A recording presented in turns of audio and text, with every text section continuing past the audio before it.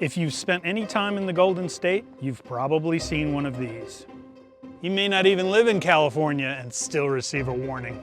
Here's a few items ordered online that came with a Prop 65 warning. A vinyl-covered Bible. Afraid of the vinyl-covered Bible? You can get it in DVD form, also with a warning. Bondage tape.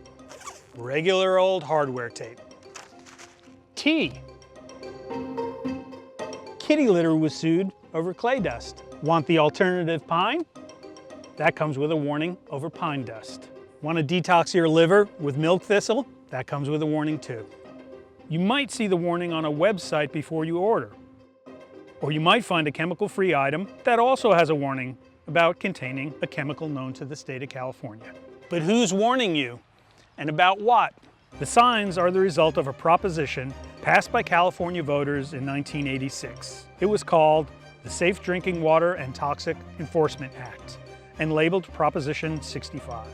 It gave ordinary citizens the power to sue companies for dumping chemicals in drinking water or for failing to warn us about exposure to toxic chemicals. Which ones? The state decides. At last count, the list has nearly 900 chemicals. And sue they did over food, dietary supplements, hardware, home goods, apparel. A lot of companies opted to clean up rather than fess up. Who wants cancer or birth defects stamped on their products? They took out lead in drinkware and out of the foil in wine bottles. They took mercury out of rash ointments, solvents out of correction fluid and shoe polish. But Proposition 65 lawsuits sparked a rash of complaints over predatory enforcement, questionable settlements, and outright collusion. There have been thousands of these settlements since 2000, but a half dozen attorneys are responsible for the bulk of them. Reform efforts have done little to stem the rise in litigation and costs. Businesses have doled out nearly $300 million in settlements since 2000. The state agency responsible for listing the toxic chemicals and deciding how much is too much gets a small chunk of settlements.